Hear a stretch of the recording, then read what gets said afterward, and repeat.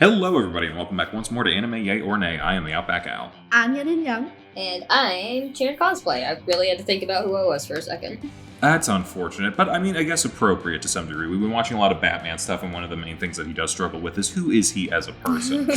So, Cece, this is you're very still new to Batman for the most part. How did you feel like your introduction was last week?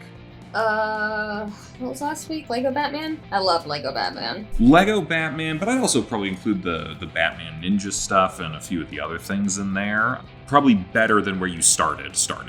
Yeah, a little more understanding of who he is. Yeah. So this week we watched Batman the Animated Series. We're going to be watching a lot of the stuff that Bruce Timm and Paul Dini put together back in the day for a lot of DC superheroes that I grew up with. I feel like a lot of people grew up with in our age group, and I've always loved these. How do you feel about Batman with this one?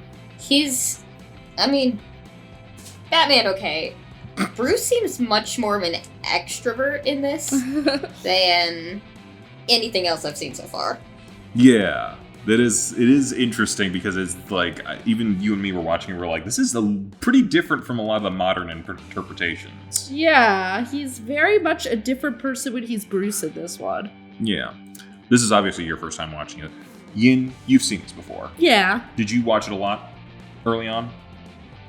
Growing up, I watched quite a few episodes, and then later on, I'd say high school and early college when I was more into Batman, like, I probably watched, it more often, or I watched the full thing more.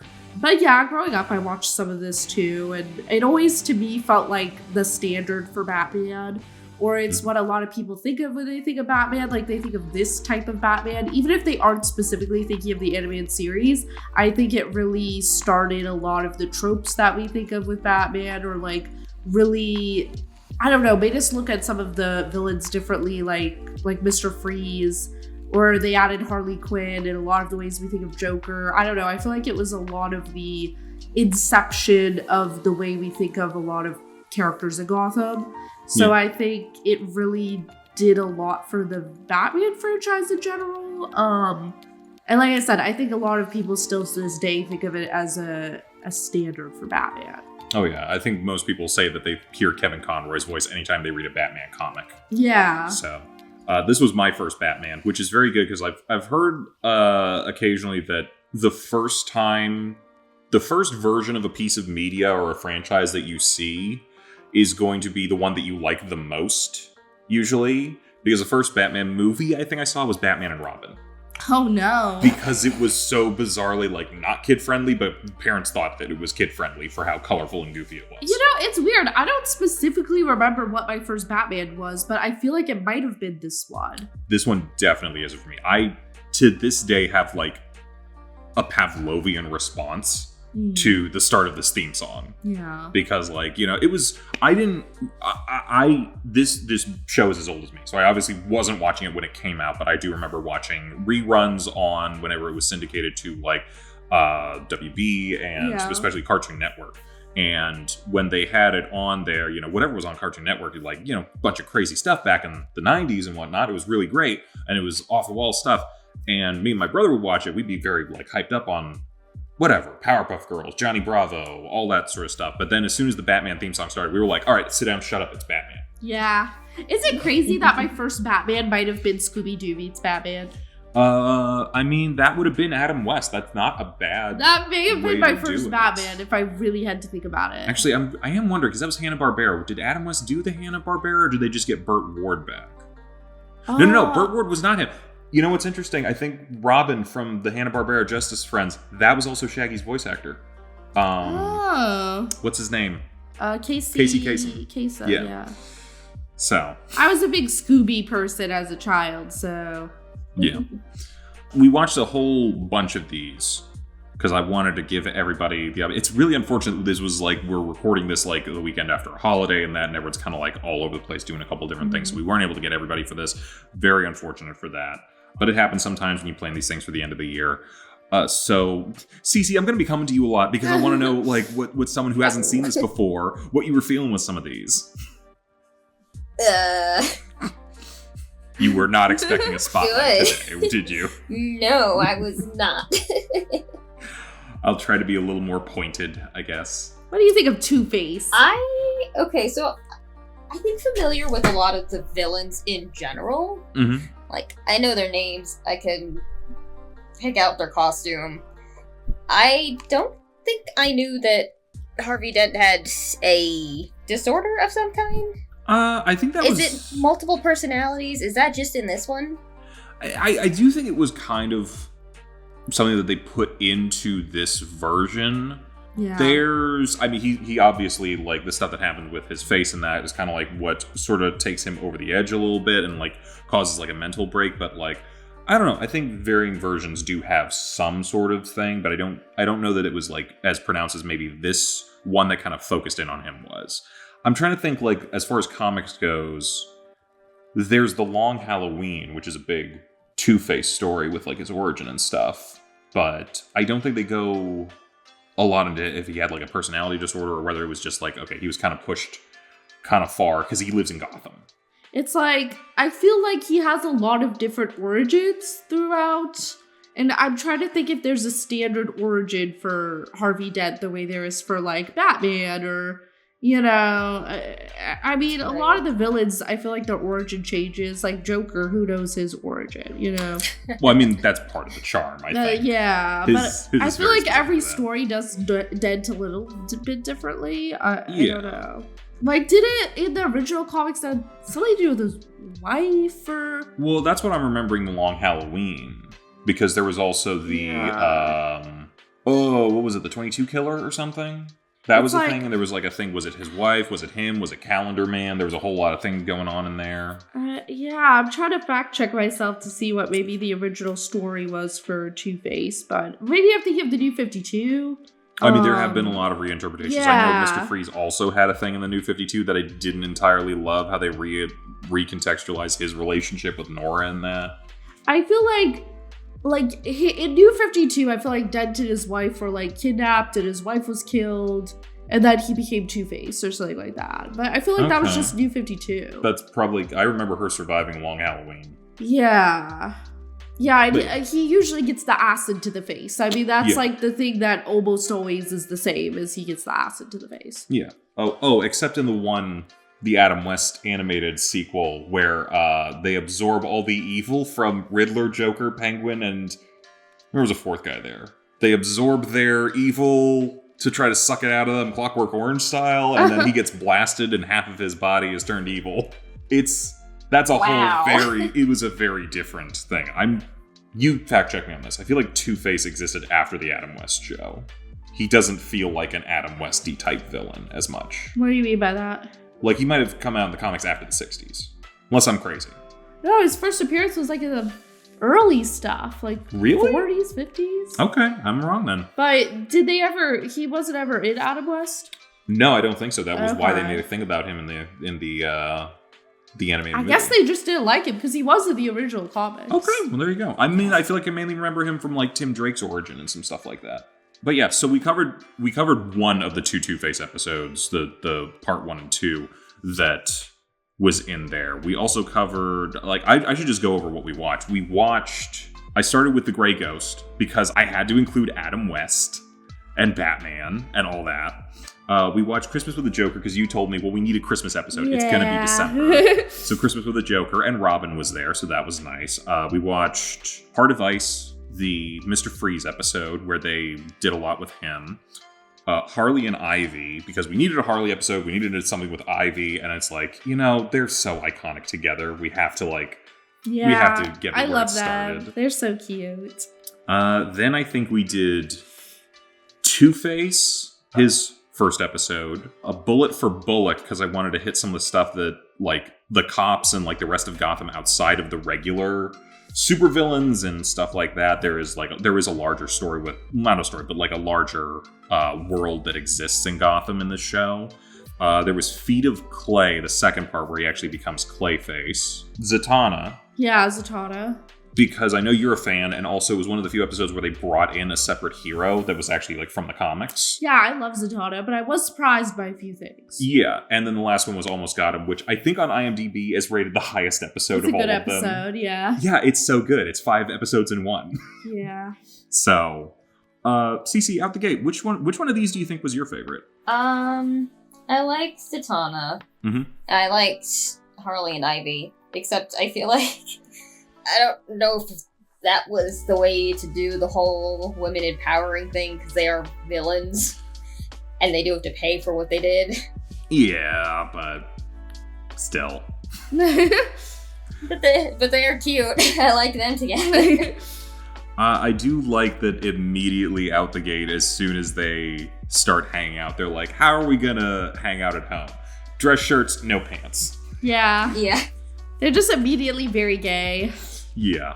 They do have a Christmas episode later there was this series, then there was the new Batman Adventures, which was coming along at the same time as Superman the Animated Series. They wanted to update the art style because they kind of switched over from like the pencil and paper animation into more of a digital space.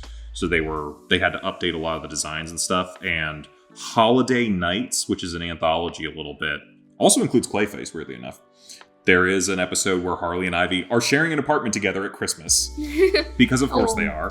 And there's only one bed, of course. And again, they're in their underwear at the very beginning of the thing. It's like, it was all very clear from the beginning what they were going to so be. domestic. It's so cute. Yeah, it is.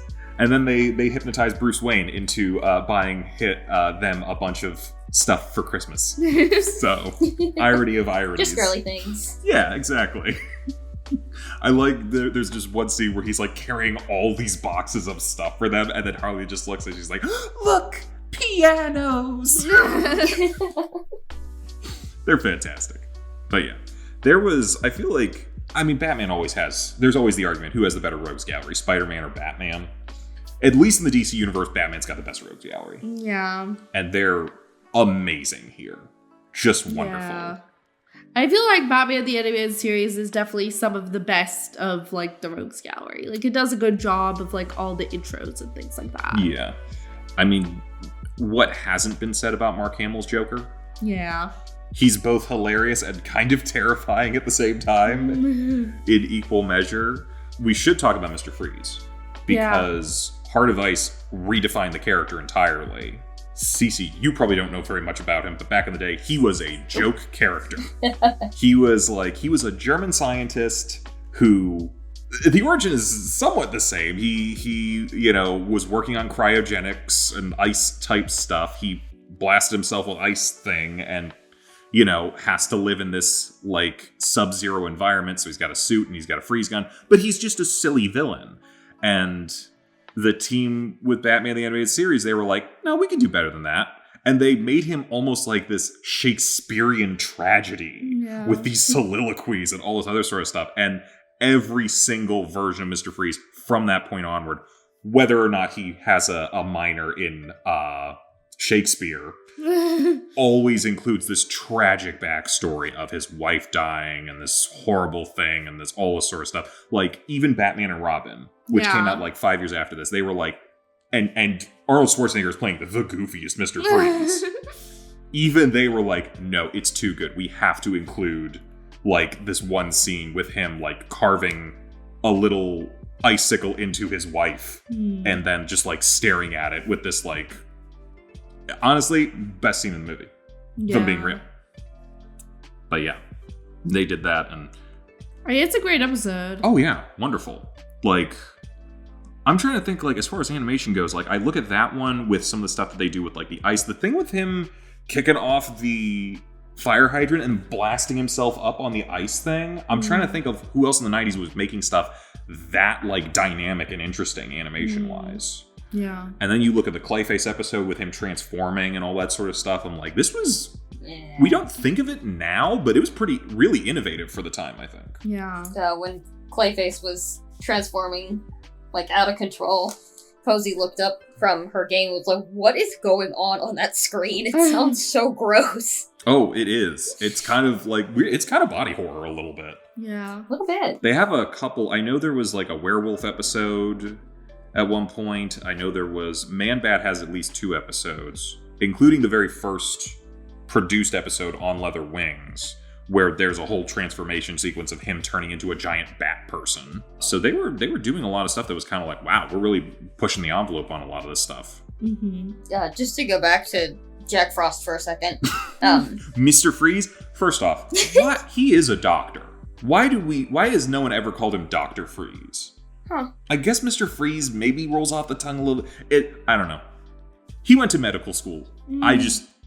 He should probably get he should own that. Yeah. He's Mr. Freeze, MD. Like, a lot of evil villains claim the use of doctor when they do not have a PhD. This is the opposite. There was one guy, who was it in Invincible? Oh. Dr. Seismic or Dr. Quake or some, I forget. He's kind of this comedic throwaway villain. But I think they at one point forgot his name, so they're like, "Hey, Professor Quake." He's like, "It's Dr. Quake. I never taught." So he's like, "So you have a doctorate in seismology?" No. My doctorate is in women's studies. I minored in seismology, but the seismology came in handy when I became a villain. There we go. Dr. Draken owned his doctorate. Hey, good for him. He understood. I was also a blue guy because of an experiment that gone wrong, right? Yeah. But he still owed that doctorate. Hang on. I might be misremembering the end of Kim Possible. Was it him or Shigo who got plant powers? Oh, God. I don't remember. One of them got plant powers, but you have a doctor who turned blue because of science and then chose villainy. And then someone with a green theme who might have had plant powers. That's Batman and Robin right there. Ooh. That's Uma Thurman and Arnold Schwarzenegger. Oh, awful. But hilarious. Yeah. Oh, I was saying, he was like, "I have to live in a sub-zero climate, else I will die." And then Batman cracked his helmet open and poured hot soup on him. I'm like, he just killed him. That's not very Batman of you. Yes. He definitely also killed the two people on the plane in the Zatanna episode. Yeah. For sure. They fell from they I don't could have know, lived 10,000 feet into the ocean. Whether or not you die on impact, they probably died on impact. You're dead. You're not. Coast Guard's not getting out there in time. You're getting knocked out and drowning. So did we ever see Mr. Freeze again? Mr. Freeze was not used very often. He did show up in... I kind of wanted to include these. Someone breaks him out of prison because essentially his cryogenic thing essentially makes him immortal. And some rich industrialist who... see if this sounds familiar. A rich industrialist who doesn't want to pay taxes or live amongst regular society anymore wants to get all of his rich friends to come with him to live in an underwater city utopia that he has built. And he wants Mr. Freeze to essentially make him immortal so he can rule over this Randian, libertarian sort of underwater society. Oh, that's fun. Yeah, this did come out before BioShock. I'm just saying someone might owe someone some royalties. There was that episode. He also had the Sub-Zero movie that he does cure his wife. Oh, good for him. But, he can't be with her because of how he is. So he kind of has to just go off and live in the Arctic for the rest of his life. Oh.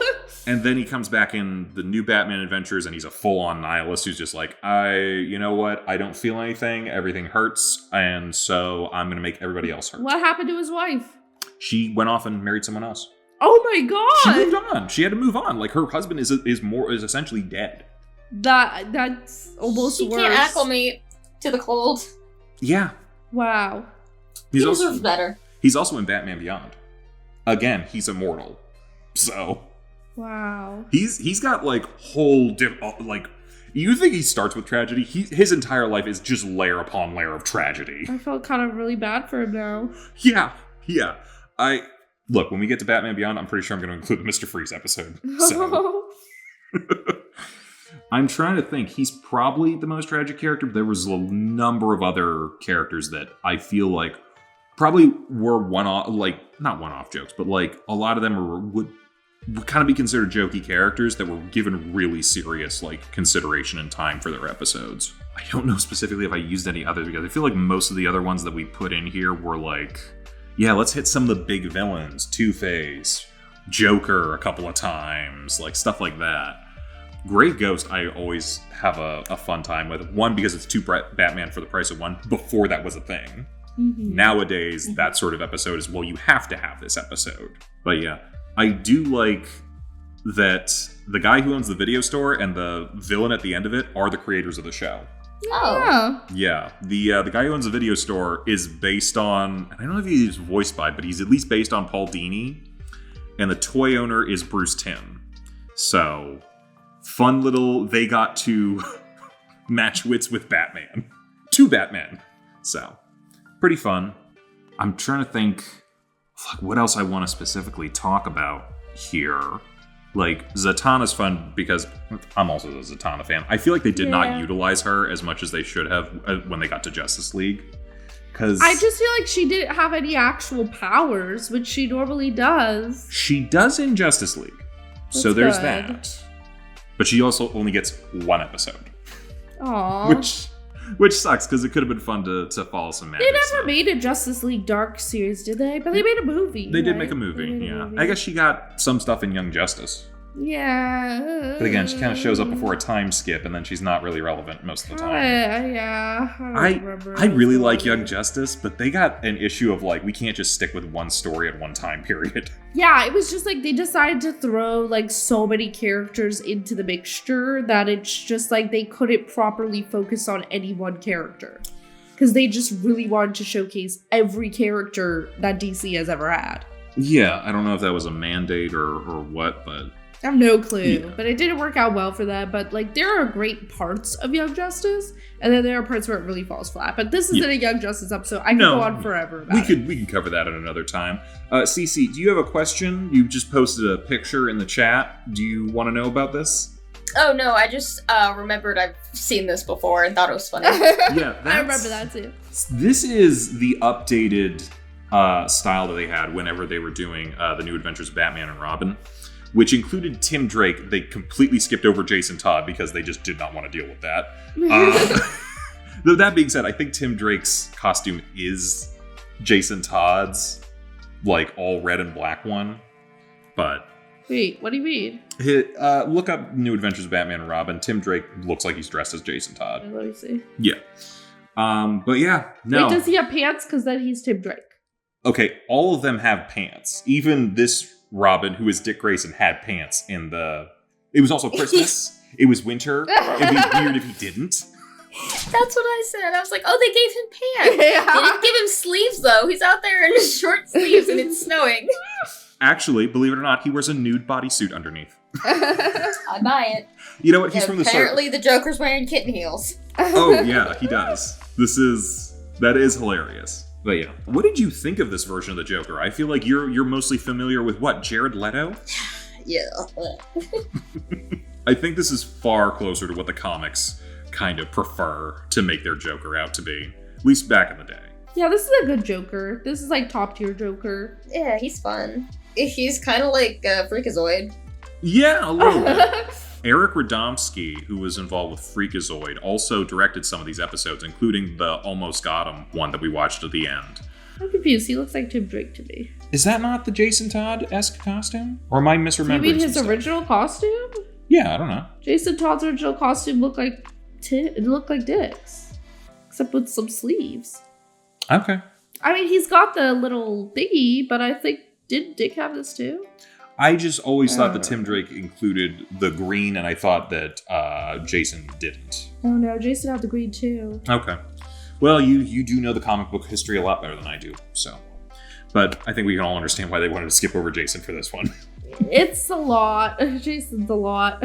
Yeah. But then again, I feel like they did some pretty dark stuff in Batman the Animated Series. I feel like they could have done Jason, right? I mean, maybe not killing him with a crowbar. I don't know. No, we leave that for Teen Titans Go to make a reference in the Batcave with that. Yeah, they probably could have. They had Talia in some of these episodes. They had Raish. There's the whole Demon Quest storyline that they do. I'm trying to think here. We didn't get to Nightwing and Batgirl, unfortunately, and Catwoman did not make as many appearances as some of these episodes. I could have included the one where she turns into a furry. It's it's like an Isle of Dr. Moreau kind of episode. Not great. And a lot of her other ones were like all a bunch of two-parters that included a bunch of other people that was like, this is a lot more story than we need. I want to just showcase stuff. I can't remember for sure, but I think this was the earliest thing that I saw where Alfred is confirmed to have been like a secret agent back in World War II. And like he had a whole episode about that. Yeah. Alfred's fun here. True. He's nice and sassy. Love this Alfred. God, what else? We should talk a little bit, like, we don't get to do a lot of stuff all that often with, like, Jim Gordon and, like, the Gotham Police Department, which is why I wanted to include the Bullet for Bullock episode. Also, they won, like, an Emmy just for the music in that episode, so that was pretty cool. But I like to think that the entire episode was just like, hey, you ever watch a noir detective movie? This is all the noir detective movies, all at once. Yeah, I have that vibe. It's a good vibe, though. It is pretty fun. Honestly, like, a lot of this series has that vibe, which is one of the things I love about this show, is that it has a very noir detective vibe. It really hones in on that aspect of Batman, which is one of my favorite aspects of Batman. Yeah, it's, with kind of the exception, I guess, of The Batman, which came out like a year or so ago, the movies tend not to be able to lean into the detective element as much because they have to make room for action and the villains and all this other sort of stuff. But I guess with the series, they do have a little bit more time to like have him solve a mystery and do stuff like that. They do it a little bit in the Michael Keaton, Tim Burton Batman movies, which this series is essentially based on, and even Danny Elfman did the opening for. So yeah, the first episode, like, they had a weird release order actually for this. I think the first episode they made, the first and second episode are On Leather Wings with the Man-Bat, because I think they wanted to showcase some stuff. And then Christmas with the Joker is the second production episode, because I think they were going to be releasing late 91. But because Batman was coming out, they were like, no, we need to advertise Catwoman. Make the first episode that you ever air part 1 of a Catwoman story, and part 2 will not come out for another like 12 weeks. And it's like, okay, fine. Okay, Fox, thank you. That's weird. Yeah. That is a choice. Yeah. And then they fired Tim Burton, and like, I feel like I went over this before, so I won't go into all of it again. It was a mess, but I love that movie. I love Batman Returns. That's the one with Catwoman and Penguin, right? Yep. That one's good. Yep. Penguin we didn't get to very much here either, but we did get a little bit of him in the Almost Got Him episode. Yeah. He honestly is the one who feels, I was gonna say he feels most like the Adam West show, but he's not. But he does have like the Adam West show had so many puns and like wordplay things. I feel like especially with like Robin and everybody else, where like Batman always had like some sort of like alliterative way of describing his villains whenever they showed up. And I feel like Penguin was honing in on that for every part of that Almost Got Him thing. Everything has to be like a very flowery wording and everyone's just like, Penguin, what are you saying? That is so stupid. He's like, you simpletons. It's also the only time we saw Killer Croc, unfortunately, but like, you gotta love the, I threw a rock at him. I did something. He did something. I did want to, I feel like I picked out a lot of these episodes because like last month we were talking about like, I didn't like this version of the character, or this was an underutilized version of this character, or this was this thing. And I feel like most of these episodes I was just picking them out because I was like, hey, here's how you do this character right. Do you want to do the character right? Yeah, I'm making the excuse of we have to include Feet of Clay for like the animation sequence, but I just wanted to show a better version of Clayface. Mm-hmm. And maybe we'll show you Harley Quinn later where you can see the other better version of Clayface. Yeah, that one's fun. It's like I told you, it's a binary. He's either extremely tragic or extremely hilarious. Yeah. And I kind of wish I had time to put in the first episode, because it's also a pretty good mystery episode because he turns into Bruce Wayne to try to kill frame Bruce for attempted murder. And I don't know if you clocked the guy who is constantly like there helping him out. I am convinced he's in love with him. Like, I don't know, man. But you watch the other episode and tell me what you think, but like, he gives me the vibe of yes, I'm your best friend, who's been with you your entire career and stuck out with you no matter what because I'm your best friend. Yeah, I was watching that. I was like, okay, is this supposed to be his, like, PA or his husband? We can't say husband because it's the 90s. Yeah. I think if it's a little more personal, but, like, have you seen Once Upon a Time in Hollywood? No. Okay, Brad Pitt kind of plays a similar kind of thing. He's like a gopher, sort of just like, I'm your personal assistant kind of guy. Like Mike and Sully? Yeah, sure. Little different, but yeah. But like if Mike and Sully were clearly in love with each other. So Mike and Sully. They kind of are. Yeah. The poor Jennifer Tilly. She's a beard. Which is ironic because one of them has a full body beard. You know what? I think Mike and Sully are like platonic partners, and then Mike just has a romantic side piece. That's fair. All like right. A little Polly. You know what? I feel like the two of them, they've talked about it. They're good with their situation. It's all good. Yeah, I'm trying to think. What do you guys want to talk about? Is there anything specific for you guys about this? Stands out? I guess I could also ask you if there's other episodes that you really enjoyed outside of these. Oh, I'm sure there are so many, but it's like I'd have to have a list in front of me, or I'd have to have something that sparks my memory because it's been so long since I've watched the show. I don't know that I'd be able to like title drop all of them, but like I know they've covered a lot of villains and story arcs and a bunch of different things with that. Raish makes an appearance. We mentioned that. Talia's in a few episodes. Bane shows up a couple times. Riddler as well. There's also a Clock King episode. And Mad Hatter. I want to say a Mad Hatter episode actually includes he hypnotized a dude and made him into Condiment King. So he does... I was just about to say, is Condiment King here? Yes. These guys are Batman fans. They know their fucking comics. I remember that one with the doll. You mean the ventriloquist? Maybe? Or are you talking about Baby Doll, the girl who had yeah, that was one of those ones where it's like you really gave time for like this tragic. That one was interesting. I liked that one.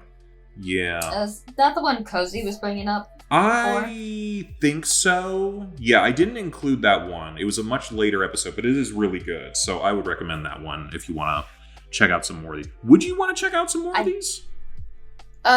Maybe if they are easily accessible. I don't think I would like go out of my way to hunt them down. They're all on Max because it's a DC property.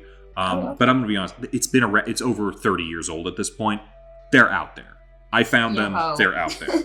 Yo-ho.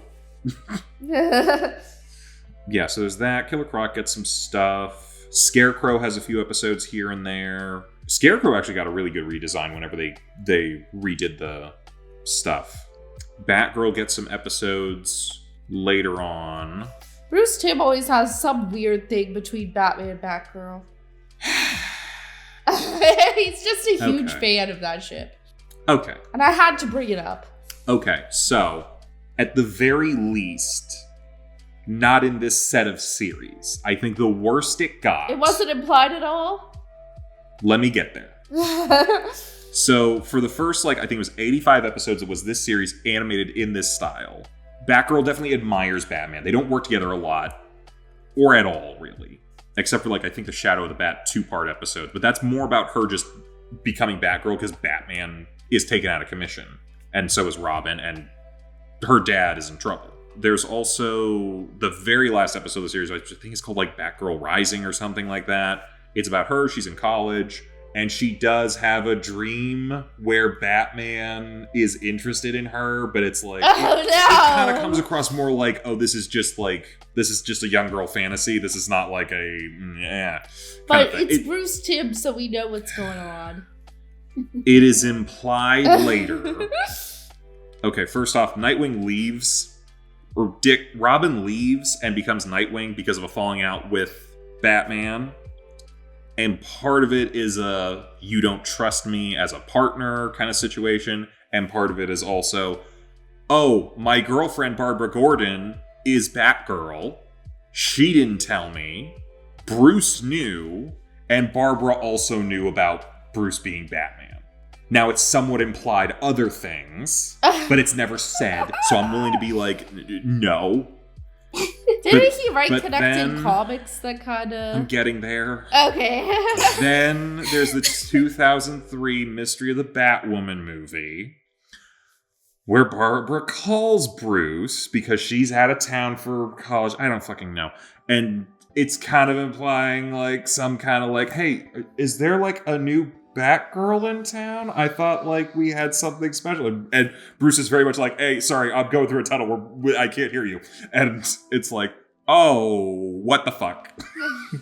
You didn't say it, and I don't want you to say it, but please don't say that. She is the commissioner in Batman Beyond. She had a big falling out with Bruce. Yeah. And then they were connecting comics, which you can argue could be canon or not, that implies that Bruce got her pregnant. I don't like to think about it. So weird. This is a real, like, reverse graduate situation. Oof. Yeah. So bad. Girlfriend fucked my dad. Yeah. Now, do you remember the episode, because now I'm getting off topic back to good episodes. Do you remember... Oh, you mean back on topic? Back on topic. Off of Barbara and that weirdness. Yes, get off, Barbara. No, I don't think we want Barbara to get off. Yeah. I was talking to Bruce. Wasn't there an episode where, like, he isn't Batman anymore and his parents are alive? Like, they never died. Oh, Perchance to Dream. Wasn't that good? That was a good episode. That was a good episode. I didn't include... That was one of the ones I wanted to include, but I'm going to be honest. I had about 20 episodes that I wanted to put in here, and I knew I couldn't because I wasn't going to be able to sit anyone down for like a 10-hour session. But I was rearranging them up until I sent these to everybody. Because I was like... Because all of last month was like, I didn't like this version of this person. So then I'm like... I should include an episode. Okay, what am I taking out? So it was one of the ones that got cut. But it's also, I'm just going to spoil it. It is one of those episodes where it's like, oh, it was all a dream sort of thing. Right. There is a similar episode where Commissioner Gordon is done with Batman, and he goes full force where we're bringing Batman in. Yeah. And it is an extreme episode, and it's pretty awesome.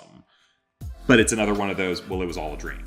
Was it the one with where he's on trial in Arkham or something? Or was that? No, that's a different one. Okay. I feel like that one was good too. It is. I think Almost God was better as far as like all the villains got together kind of thing. Yeah, so I guess it kind of represents that as well. Yeah. But I think the trial one was pretty good. It is. Too. This show is kind of like in a similar vein to like Cowboy Bebop or Avatar, where it's like, there are no bad episodes. There are just some that are much better than others. Yeah. Even the worst episode of this show is probably still good. I'm thinking...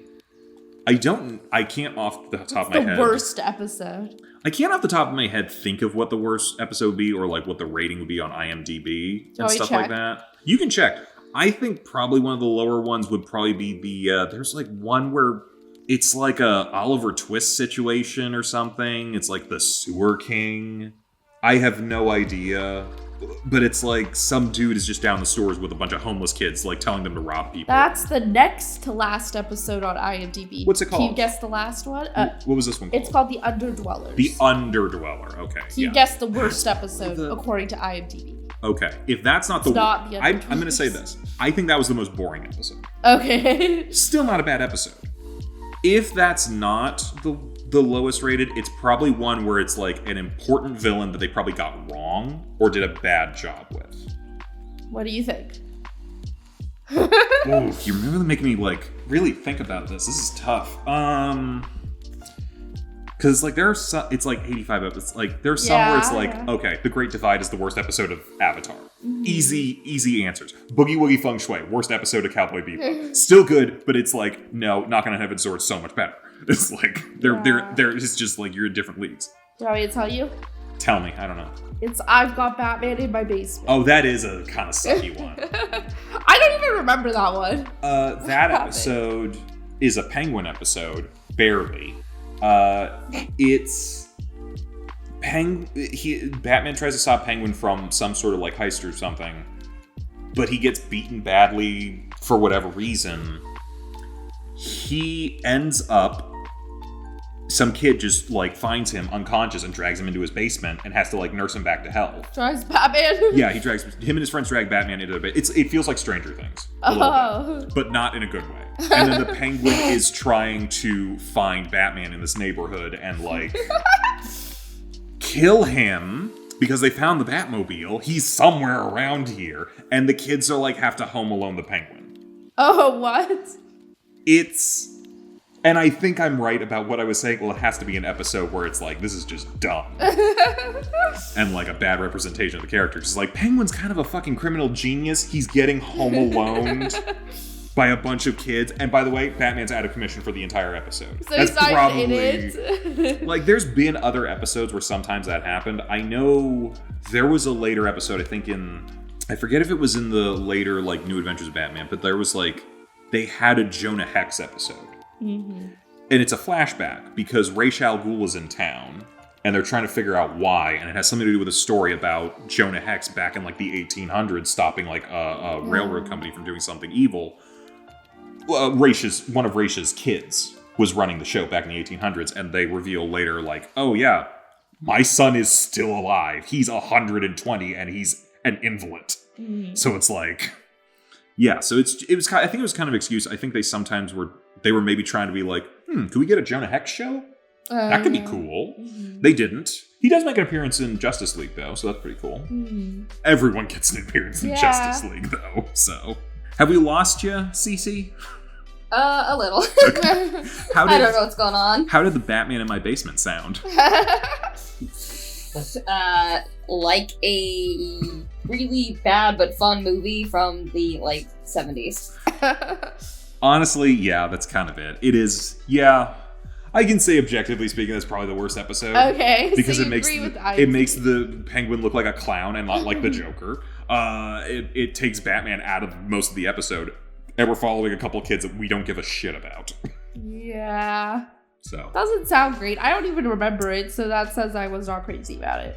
I mean, I think the only reason I remember it is because it's just who I am. It's gonna be in my head forever. Yeah. But, we talked about the worst now. Let's talk about the best. Almost got him. Yeah. Sure. Poker with 5 of Batman's main rogues gallery. Each one has a story. So much good shit. We actually do also even get to see Poison Ivy's early redesign because she had a different costume during the Halloween thing that became her main costume whenever they did the redesign for New Adventures of Batman and Robin. Which was your guys' favorite section in there, do you think? Oh. And I don't think we're allowed to count the actual poker game. Aww. That's too easy of a cop-out to have them playing off of each other. Wait, let me try to remember. Because Poison Ivy had the stuff with the pumpkins with poison ivy gas. Yeah. The Two-Face was robbing the bank and he had the giant penny. That's how Batman gets the giant penny. Yeah.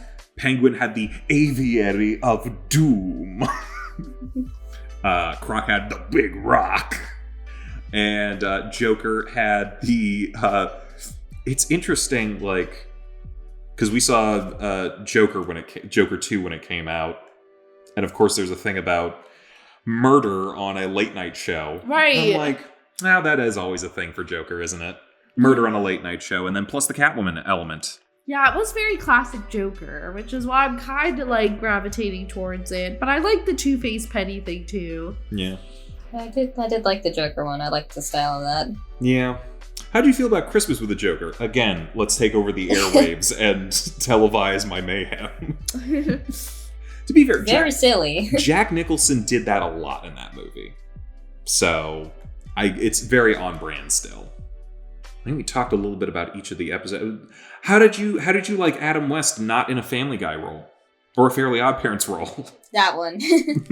Haven't seen Family Guy, but I do know him as Catman. Yeah. TV's Adam West? Where? I love that gag. Yeah, apparently it kind of did mirror a lot of the elements of his career post-Batman. And I think there were a lot of TV stars back in the day who kind of had this issue right after, like, they might have like the most popular show on TV, and then like a few years afterwards, they just can't get roles in anything because they're like, well, we only see you as this thing.